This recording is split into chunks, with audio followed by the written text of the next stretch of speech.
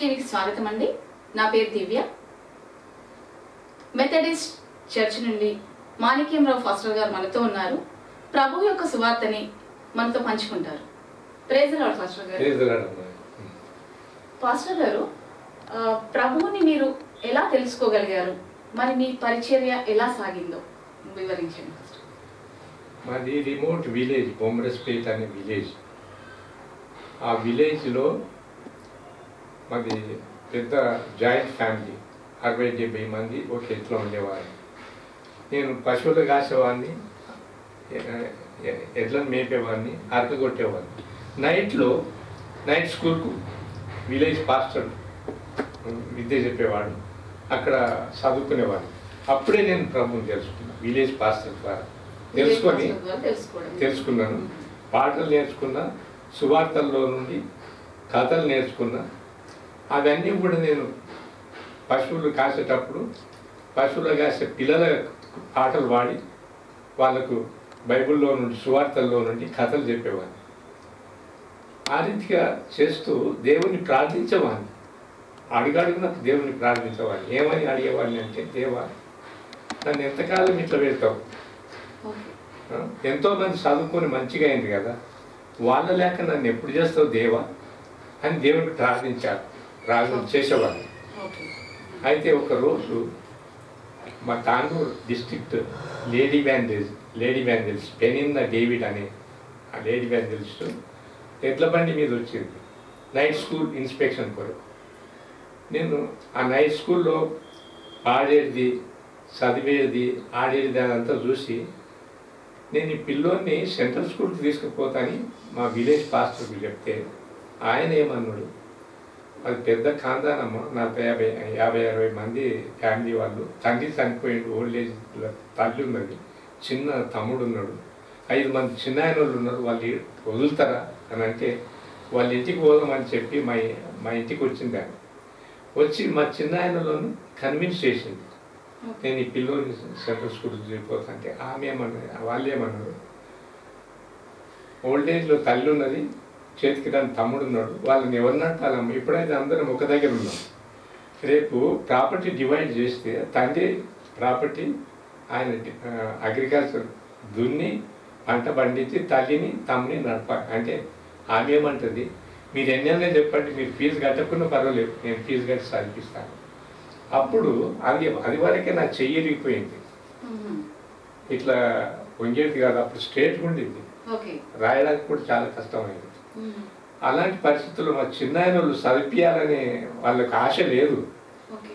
వీనికి కష్టి పనులకు కష్టమవుతుంది, వ్యవసాయ పనులకు పోతే పోనీలే అని వదిలేసినాను. అట్లా నేను తాండూరు సెంట్రల్ స్కూల్కు ప్రవేశించాను. 3-4 తరగతులు అక్కడ చదివాను. దాని తర్వాత వికారాబాద్లో 4th నుండి 7th వరకు చదివాను. ఆ తర్వాత మెథడిస్ట్ బాయ్స్ హై స్కూల్లో అప్పుడు పియూసీ ఉండేది, 12th క్లాస్ మల్టీపర్పస్ పియూసీ.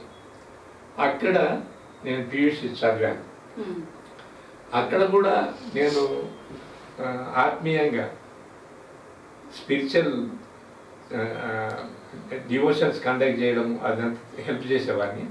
అయితే నన్ను ప్రేయర్ మినిస్టర్గా ఎలెక్ట్ చేసినారు హాస్టల్ నుండి. అంటే మార్నింగ్ ఈవినింగ్ ప్రేయర్స్ కండక్ట్ చేసేది స్కూల్ అంటే పియూసీ వరకు. ఆ టైంలోనే సిహెచ్ లూక్ మా ప్రిన్సిపల్ ఆ కాలంలో చాలా వెల్ నోటెడ్ మినిస్టర్ పిల్లలు చదివేవారు మెథడిస్ట్ బాయ్స్ హై స్కూల్లో ఆ కాలంలో. అప్పుడు నన్ను సెలెక్ట్ చేసి బళ్ళారిలో మొట్టమొదటి యూత్ జూనియర్ YMCA దానికి సెలెక్ట్ చేసి పంపించాను. అట్లా నా స్టడీస్ అక్కడ పియూసీ కంప్లీట్ చేశాను. కంప్లీట్ చేశాను. అట్లా మరి స్టడీ కంప్లీట్ చేసిన తర్వాత ఎలా సాగింది అంటే ప్రభువుని మరి కార్యం? ప్రభు నాతో అంటే ప్రేరేపణ కలిగించిన నా హృదయం లోపల ఏమనంటే, ఈ విద్య నేను ఇచ్చాను నీకు, కాబట్టి నువ్వు నా సేవ చేయాలి అని దేవుడు నన్ను ప్రేరేపించు ప్రభు. అప్పుడు నేను డిస్ట్రిక్ట్ సూపరింటెండెంట్తో కలిసి మాట్లాడి బిఆర్ సామ్యుల్ అనే ప్రిన్సిపల్ మీరు డిఎస్ దగ్గర వెళ్ళి నేను ఇట్లా దేవుని నుండి ప్రేరేపణ కలిగింది, నేను సేవకు రావాలని దేవుడు ప్రేరేపణ కలిగించిందంటే జబల్పూర్లో లెనార్డ్ థియాలజికల్ కాలేజ్ ఉంది జబల్పూర్లో, అక్కడ రికమెండ్ చేసి పంపించారు. 4 years ట్రైనింగ్ అయిపోయింది. 1962 నుండి 65 వరకు. అప్పుడు 65 అయిపోయిన తర్వాత 66లో నేను ట్రయల్ మెంబర్గా కాన్ఫరెన్స్లో తీసుకున్నాను సేవకు. ఎగమామిడ్లో ఒక టీచర్, చంద్రకల్లో టీచర్గా పనిచేసి ఆమె. అప్పుడు కోడంగల్ డెడికేషన్ అయిన తర్వాత నెక్స్ట్ డే ఎగమామిడ్లో చర్చ్ డెడికేషన్ పోవాలి బిషప్. ఆ రోజు మా చిన్నాయన మా అత్తమ్మ ఇద్దరు నాతో కూడా వచ్చాడు ఆడికి. బిషప్ సుందరంకు తెలుసు మ్యారేజ్ ప్రపోజల్ ఉన్నది నెక్స్ట్ డే మాకు. ఆయన అక్కడున్న DS, Vikarabad DS, Vikarabad lady బ్యాండర్స్, నేను తాండూరు డిస్ట్రిక్ట్, తాండూరు లేడీ బ్యాండర్స్, తాండూరు డిఎస్ వాళ్ళు ఉన్నారు. అక్కడ ప్రపోజల్ నడిచింది అన్నమాట. ఆ ప్రపోజల్ అయిపోయిన తర్వాత బిషప్ వికారాబాద్ పోయిండు, లేడీ బ్యాండర్స్ బంగ్లా ఉన్నాడంట. లేడీ బ్యాండర్స్ రాగానే సుమతి విలియం అక్కడ ఉండింది. Sumathi Manikyarao marriage proposal confirm అయింది అంటే అయిపోయిందంటే వివరించు నాకు. ఆమె వివరిస్తే ఇప్పుడు నేను విన్నాను, నువ్వు చెప్పినవి నేను విన్నా, ఇప్పుడు నేను చెప్తా నీవు రాయి అని చెప్పి ఆర్టికల్ రాశాడు, how to get married well అని. అట్లా ఇంట్రెస్ట్ తీసుకుని తీసుకొని 1968లో మాకు మ్యారేజ్ అయింది. అంటే 2 years నేను కొడంగల్ ఉన్నప్పుడే 2 years అక్కడ 66 నుండి 68 వరకు అక్కడ ఉన్నా కొడంగల్లో. మ్యారేజ్ అయింది. చంద్రకల్ టీచర్తో నాకు మ్యారేజ్ అయింది. ఇదే ప్రపోజల్ మీద మ్యారేజ్ అయిపోయిన తర్వాత నేను బిషప్ లెటర్ రాసిన. Bishop, we newly got married, we would like to go and attend సాతాల్ ఆశ్రమం సమ్మర్ క్యాంప్ ఉంటుంది. సాతాల్ ఆశ్రమం స్టాండీ జోన్స్ స్టార్ట్ చేసింది ఆశ్రమం. సమ్మర్ క్యాంప్స్ జరుగుతాయి. నేను దాంట్లో పోయి మేమిద్దరం అటెండ్ చేస్తాం 1 month వరకు. మా పేరు రికమెండ్ చేయాలంటే బిషప్ రాస్తాడు. I don't know whether you get chance there are not, time is not left much, but there is a proposal for a newly wedded couple to go to Japan to undergo training 1 year rural extension. నేను అడిగింది ఏంటిది, దేవుడు bishop ద్వారా ఇచ్చింది. ఆ రీతి దేవుడు అంచెలుగా చేసుకుంటూ వచ్చిండు. ఎందుకంటే నాకు ఫేవరెట్ వాగ్దానం, దేవుడు ఇచ్చినటువంటి గొప్ప వాగ్దానం ఎఫ్ఎస్సి 3వ అధ్యాయం 14 నుండి ఉన్నది, కానీ అవి ఎంత చదవండి నేను, కానీ కిందిది మాత్రం చదువుతా. 18 నుండి, మీరు దేవుని సంపూర్ణత యందు పరిపూర్ణులన్నట్లుగా ప్రేమ యందు వేరుపారి స్థిరపడి సమస్త పరిశుద్ధులతో కూడా దాని వెడల్పును పొడుగును ఎత్తును ఎంతో గ్రహించవలనని జ్ఞానం మించిన క్రీస్తు ప్రేమను తెలుసుకొనుటకును తగిన శక్తి గలవారు కావాలని ప్రార్థిస్తున్నాను అన్నారు. ఇది నాకు ఫేవరెట్ వర్డ్. కింద ఏమంటాడంటే మనలో కార్యసాధకమైన తన శక్తి చొప్పున మనము అడుగు వాటన్నిటికంటేను ఊహించు వాటన్నిటికంటేను అత్యధికంగా చేయ శక్తి గల దేవునికి క్రీస్తు యేసు మూలంగా సంఘములు తరతరములు సదాకాలము మహిమ కలుగును గాక. అంటే మేము అడుగు వాటన్నిటికంటే ఊహించిన దానికంటే అధికంగా దేవుడు చేసే కార్యం, అద్భుత కార్యం మా జీవితం. ఆ నుండి అక్కడ నుండి మా మ్యారేజ్ అయినప్పటి నుండి అద్భుతాలు ఏమండి అద్భుతం, అద్భుతాలు ఏమండి అద్భుతం, చాలా అద్భుతాలు చేశాడు. నేను 1970లో జపాన్కు పోయి, మా మిస్సెస్ రాలేకపోయింది కొన్ని కారణాలు బట్టి, నేను ఒక్కరిని పోయాను. వారు కూడా మరి రీజనబుల్.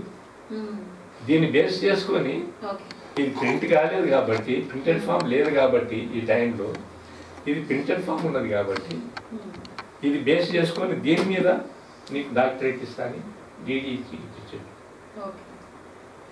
నా దగ్గర ఫోటోస్ ఉన్నాయి, రిలీజ్ అంత ఆ రీతిగా దేవుడు అద్భుతంగా, this is an complimentary copy to you and to you also I'm going to give you. Garden ద్వారా పేరు మీద రిలీజ్ చేసిన ఆయన జీపీ గార్డెన్ అని హైదరాబాద్లో ఎవరు చేయలేదు పని చేసిన. ఆడ 1 year నేను పాస్టర్గా, వార్డెన్ కమ్ పాస్టర్గా పనిచేసిన 1 year. I was really impressed about his service. ఆయన బ్రతుకున్నప్పుడు ప్రైమరీ స్కూల్ నుండి హై స్కూల్ చేసిండు. పాస్టర్స్ చాలామంది 7th class కాగానే మీదకి ట్రైనింగ్ పంపించి పాస్టర్ని చేయించిండు. చాలామంది ఎక్స్టెన్షన్ సర్వీసెస్ చేపించి అందరికీ అగ్రికల్చర్ డెవలప్ చేయించిండు. అయిన తర్వాత ఆయన ఇది ప్రభు రెండవ రాకడ అని అంటారు కదా, ఆ రెండవ రాకడ గురించి వివరించండి. రెండవ రాకడ అది రేపపాటున ఎప్పుడు జరుగుతుందో ఏమంటాడంటే ఎవరికి తెలియదు, కుమారునికి కూడా తెలియదు అంటాడు యేసు ప్రభు. ఆయన రాకడ గురించి దొంగలేక వస్తాడు, మధ్యరాత్రి వస్తాడో, ఉదయం వస్తాడో, మధ్యాహ్నం వస్తాడో ఎవరికి తెలియదు. కానీ ఎప్పుడు సిద్ధంగా ఉండండి అని చెప్పిండు ప్రభు. ఏ రీతిగా 10 మంది కన్యకల లోపల 5 మంది సిద్ధల నూనె పట్టుకొని ఏ రీతిగా పోయినారో ఆ రీతిగా ప్రభు రాక కొరకు మనం ఎప్పుడు వచ్చినా నేను సిద్ధమే ప్రభువా, నేను సిద్ధంగా ఉన్నా రా అని ఆహ్వానించాలి. అంతే, వేరే త్రోవ ఏం లేదు. ఒకటి ఏమంటే యేసు ప్రభు పేరు పెట్టుకుంటాం కానీ ఆయన సూచనలు ఆచరించాం. ఆయన చెప్పిన వాగ్దానాలు కానీ ఆయన చెప్పిన హెచ్చరికలు కానీ మనం పాటించం. అవి పాటించాలి. కొండ మీద ప్రసంగం నేను వేరే కొన్ని టాపిక్స్ మీద రాసిన,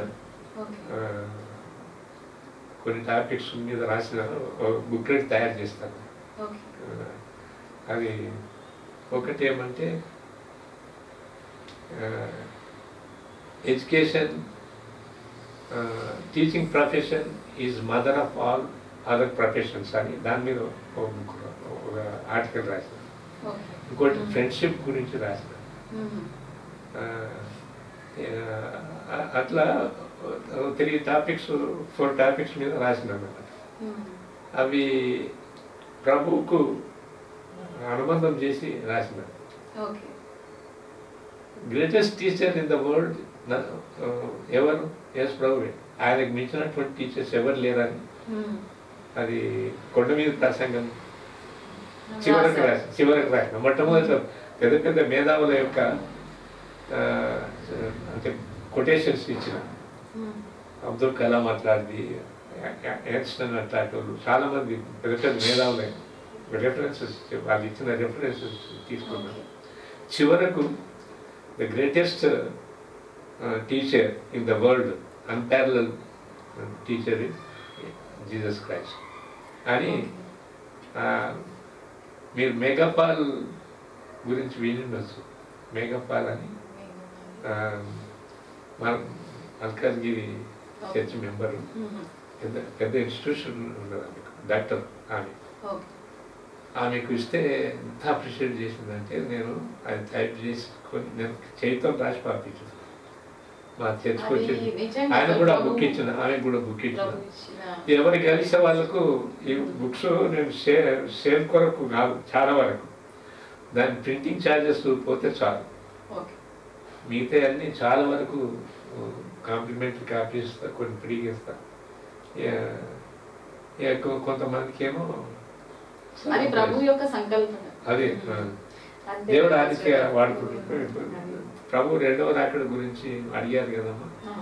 ఇక ఇది ఒక్కనే నేను చెప్పగల, ప్రభు ఎప్పుడైనా రావచ్చు. ఆయన రాక కొరకు మనం 24 hours ఎప్పుడు వచ్చినా సిద్ధంగా ఉండాలి.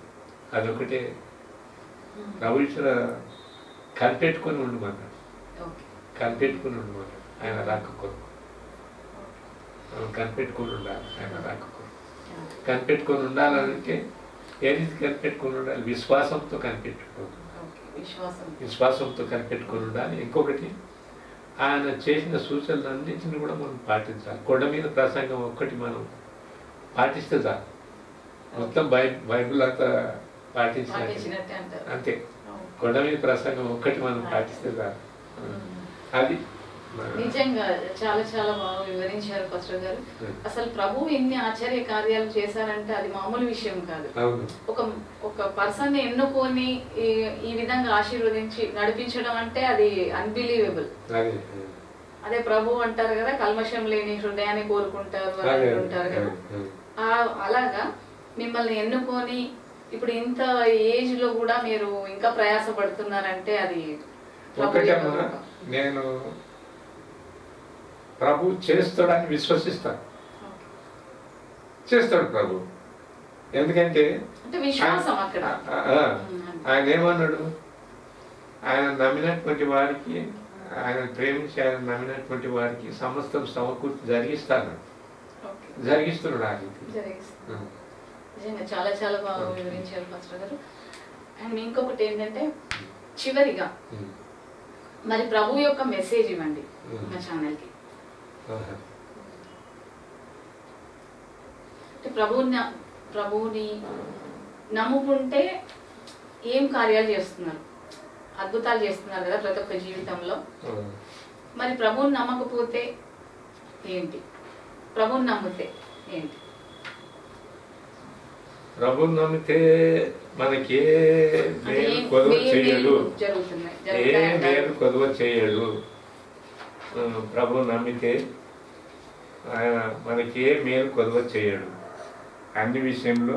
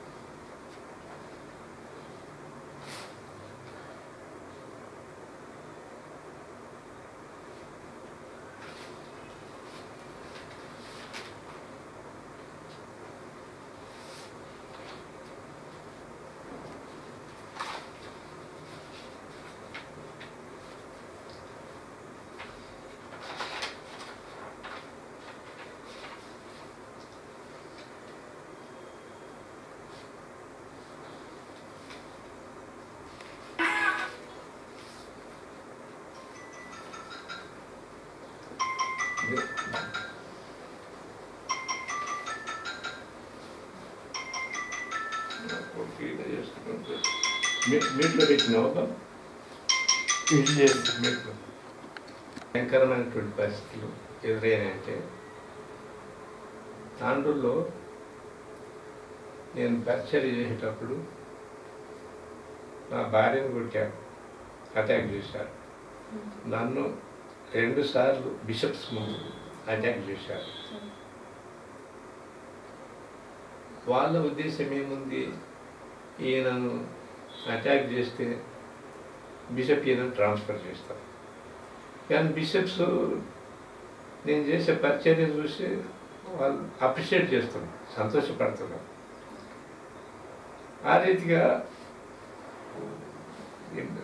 ఒక్కొక్క ప్లేస్లో 2-3 సంవత్సరాలు, 5 సంవత్సరాల కంటే ఎక్కువ ఉండదు. కానీ నేను 7 సంవత్సరాలు ఆ బాధలతో ఉన్నా. అంటే ఎంత చేశారంటే దాన్ని అటాక్ చేయడమే కాకుండా నా మీద మంత్రశక్తులు ఉపయోగించారు. ఓకే. మంత్రశక్తులు శాతపడి చేశారు. ఎవరు చేశారు అదంతా కూడా నాకు గురువుగా ఉన్నాడు. అంతకుముందు డిఎస్గా ఉంటే నేను స్టూడెంట్గా ఉన్నాను. ఆయన సంతోషపడాలి, నా ప్రోడక్ట్ ఈ స్థాయికి నా స్థాయికి ఎదిగిందని సంతోషపడాలి. ఆయన సంతోషపడలేదు. కానీ సౌలు రాజు దావీదు మీద ఎట్లా ఈర్ష్య పెంచుకున్నాడు అట్లా ఈర్ష్య పెంచుకొని నన్ను హింసించడం ప్రారంభించాడు. ఆయన నన్ను ఇంటి నుండి బయటికి రాకుండా నన్ను అరుస్తూ ఉన్నాడు, దూరం దగ్గర వచ్చి అరుస్తున్నాడు. డిఎస్గా నేను అందరి మీద స్కూలు, హాస్టల్, డిస్టిక్ ఉన్న టీచర్స్ వాళ్ళందరికీ నేను అధికారిని. ఆ టైంలో నన్ను హింసించారు. అయితే ఆయన డోర్ నుండి బయటకు రాకుండా ఆయన నా డోర్ దగ్గర వచ్చి అరుస్తున్నాడు నా మీద. ఆయన కోడలు సావిత్రి మహేంద్రాన్ని వినిండొచ్చు. ఆమె మీద పెద్ద కేసు, అంటే ఆర్ఫనేజ్ నడిపిస్తుంది. ఆమె పిల్లలు జత చేసుకొని రాళ్ళు, మంత్రపు రాళ్ళు అంట మా ఇంటి చుట్టూ కలిగి. నేను డిఎస్గా ఉన్నప్పుడు డిస్ట్రిక్ట్ సూపరింటెండెంట్ అన్నమాట. కొంతమంది టీచర్స్ పిల్లలు, గర్ల్స్ 2-3 ఉంటే వాళ్ళు మా దగ్గర కిరాయికి పెట్టి, కిరాయికి బయట కిరాయికి ఉండే బదులు ఒట్టిగా ఇలా వండుకొని తిని మీరు కాలేజ్ చేయండి అని చెప్పి అలౌ చేసింటారు. వాళ్ళు దూర అంటారు మాకు డిఎస్. సావిత్రాంతి మంత్రం రాళ్ళు వేసి చనిపోయింది ఇస్తుంటారు. ఎంత అంటే దోషం రాలేని ఒక హిందూ, నాన్ క్రిస్టియన్ వీళ్ళకు ఆయన శివం నిండుతాడంట. ఆయన మన దగ్గర రిపేర్ వర్క్ చేస్తుండే. ఆయన వచ్చి అడిగాడు, దొరా మీ ఇంటి చుట్టూ రాళ్ళేమో చల్లిందంటే కదా, ఏడున్నాయంట. గడునే చూడు శివాయి, ఆయన పేరు శివాయి, గడునే చూడని మేము మామూలుగా తీసుకున్నాం. వాడు తీసుకొని మాట్లాడుతున్నాడమ్మా, ఉర్దూలో మాట్లాడుతున్నాడు అని. ఏమంటాడు ఆయన తెలుసా? ఈ రాళ్ళు మీకు ఎట్లా దొరికినాయి? ఇది మామూలు రాళ్ళు కాదు, 7 స్థలాల్లో తపస్సు చేసి తెచ్చిన రాళ్ళు ఉన్నాయి. అవి ఎవరికి కనబడవు. వేసిన స్థలంలో ఎవరికి కనబడవు. మీకు కనబడ్డాయంటే మీ దేవుడు మామూలు దేవుడు కాదు. ఆయన చెప్పి, ఆయన సాక్ష్యం, మామూలు దేవుడు కాదు, సర్వశక్తిమంతుడు అని బైబిల్లో ఉన్న మాట ఉపయోగించడం. ఒక హిందూ మేము ఇట్లా కంచె చేసి కాపాడుతున్నాడు అని. పలానా రోజు అమావాస్య వస్తుంది, జరగబోయే విషయం చెప్తున్నాడు అమ్మ. ఒక నాన్ క్రిస్టియన్ హిందూ ప్రవక్త చెప్పినట్టు ఒక హిందూ దేవుడు ఎట్లా ఎవరిని అన్నిలకు కూడా దేవుడు మనం రక్షించడానికి వాడుకుంటాడు అని నిదర్శనం. ఆయన ఏమంటాడు, పలానా రోజు అమావాస్య వస్తుంది, ఆ రోజు ఒక మొగ ఆయన వస్తాడు, ఒక ఆడ ఆయన వస్తాడు, వాళ్ళ చేతులలో రాళ్ళు ఉంటాయి. అమావాస్య రోజు మంత్రశక్తి చాలా బలం ఉంటుంది. మీ దగ్గర పడకుండా చూడండి రానే వచ్చి 2 భార్య పడుతుంది. ఆయన స్కూల్ లోపల ప్యూన్ అన్నమాట. వచ్చి దొరా రతనాథ్ సారు క్లర్క్ డిఓ ఆఫీస్కి పోతాడంట, రేపు చెక్ పంపించిండు. ఈ రాత్రి ఆ బ్యాంకు తెచ్చి ఉంటుందని పంపించండు. రేపు రాదంటే ఎవరి దగ్గర పెట్టి పైసలు తీసుకుపోతాడంట. కానీ మేము ఎక్కువ వాళ్ళతో లేకుండా సైన్ చేసి నేను జాయింట్ సిగ్నేచర్ చేయాలి. నేను పాస్ చేసి సైన్ చేసి పంపించేసి గేట్ వరకు పోయినాం. మా గేట్ వరకు పోయినాం, వాళ్ళని పంపించేసినాం. అక్కడనే కాసుకొని ఉన్నాం మేము, మళ్ళా రాకుండా వాళ్ళు మధ్యరాత్రి వరకు. వాళ్ళు రాలేదు, పోయినరు, చేతులు ఇట్లా పట్టుకున్నారు. అప్పుడు పట్టేసి పోలీస్ స్టేషన్కి అప్పచెప్తే కూడా దొరికిపోతున్నారు వాళ్ళు. చేతులు ఇట్లా పట్టుకుంటున్నారు. మేము అదంతా చేయలేము, అడగకుండా చూసినాం. ఒక వారం తిరగలేదు, వానన్నా ఏ రోగం లేదు, నొప్పి లేదు, చనిపోయాడు. అంటే ఈ మంత్రశక్తులు ఎట్లుంటాయంటే ఎవరి మీద చేస్తారో వాళ్ళ మీద వారకుంటే ఎవరు క్యారీ చేస్తారో వాళ్ళకు ఉల్టా అయిన తర్వాత ఇంత చేసి మా మా కొడుకులనే చేసాడు ఆయన. పోలీస్ స్టేషన్ నేను లేనప్పుడు ఆయన వచ్చి ఇష్టముంటా ఆయనకు పెన్షన్ వస్తుంది, నేను ఇవ్వాలి పెన్షన్. పెన్షన్ ప్యూర్ ధర పంపిస్తే తీసుకోలే, బై పోస్ట్ పంపిస్తే return receiver rejected health return అని చెప్పి రీజన్ వచ్చేసి 3 నెలల పెన్షన్ నా దగ్గర ఉన్నది. ఆయన పంపిస్తే తీసుకోలేదు, 2 టైమ్స్ నా దగ్గర ఉన్నది. ఏం చేయాలని నేను ఆలోచన చేస్తుంటే ఆయన వచ్చి నేను లేనప్పుడు మా ఇద్దరు పిల్లలు అప్పుడు మైనర్స్ ఇష్టమున్నట్టు అరిచినట్టు తిట్టినాడు. తిడితే ఒక పని అని మా సర్వెంట్ ఆమె వచ్చి మా దూరం అట్లాంటి బంగారులు అక్కడ ఏమన్నా ఉంటే ఆయనతో మాట్లాడాలి కానీ ఆయన లేనప్పుడు పిల్లల్ని మిగుతున్నావు అని చెప్పి ఇష్టమున్నట్టు ఆమెను తిట్టిందట. పోయిండు, పోలీస్ స్టేషన్లో కంప్లైంట్ ఇచ్చి మానికరావు డిఎస్ నాకు 3 నెలల నుండి పెన్షన్ ఇవ్వడం లేదు. పెన్షన్ కొరకు ఇంటికి పోతే ఆయన కొడుకులు నన్ను దొబ్బిండ్రు, పెద్ద మనిషి ఆయన వీళ్ళని దొబ్బిండ్రు, నైఫ్ చూపిస్తున్నారు. క్రిమినల్ కేసు అన్నమాట. నేను లేనప్పుడు వాళ్ళని పోలీస్ స్టేషన్ తీసుకుపోయాను. మా భార్య టీచర్ విలియం హై స్కూల్లో అప్పుడు ఇక్కడ అక్కడ తిరుగుతున్నదంట. పోలీస్ స్టేషన్ తీసుకుపోయేది ఏమంటారు, ఒక వచ్చాయన హిందూ వచ్చాయన, ఆయన కౌన్సిలర్ అనమాట మున్సిపాలిటీ. ఏమైందమ్మా ఇక్కడ అక్కడ అట్లా తిరుగుతున్నావు అంటే ఇట్లా ఆయన రాబర్ట్ ఆయన మా పిల్లల మీద కంప్లైంట్ ఇచ్చినట్టు పోలీస్ స్టేషన్ తీసుకుపోయినట్టు. అది నాకు వదిలిపెట్టమ్మా, నీవేం చిత్త చేత నేను చూసుకుంటా, నేను వాళ్ళని తీసుకొస్తాను. ఆయన పోయి తీసుకొచ్చాడు.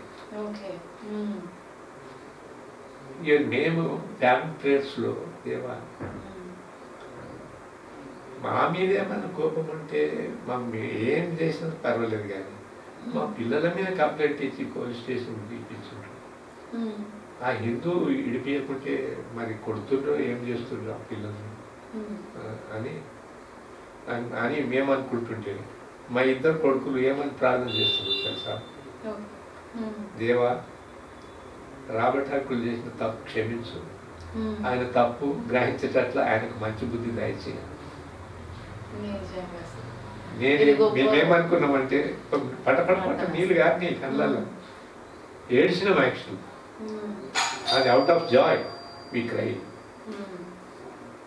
మేమే ఉదార స్వభావం కలిగినామంటే మాకు మించున్నాడు మా కొడుకు, కాబట్టి మేము అంతకంటే మించే ఉండాలి కానీ తక్కువ ఉండదు అని చెప్పి నేను దారుణ జాతరకు సెక్రటరీకి, ఎంత దారుణ జాతర ఉద్యోగ కూటాలు జరుగుతాయి కదా, సెక్రటరీ కదా. అయితే ఈయన మధ్యాహ్నం వచ్చాడు, ఉదయం సర్వీస్ అయిపోయిన తర్వాత మధ్యాహ్నం మీల్స్ వదిలిపెడతాం. ఇట్లా పోతున్నాడు, ఎంబడి ఒక అసిస్టెంట్ తీసుకొని వచ్చాడు. Good morning, good afternoon sir అని సెకండ్ తీసుకుని ఆయన తీసుకొని ఈ మధ్యాహ్నం ఉన్నది బయట హోటల్ ఎక్కడ తింటారు, జాతర మిస్ లోపల నా పేరు చెప్పుకొని మిస్ విలియం ఇన్ఛార్జ్ దానికి అలా నిలేసిపోండి.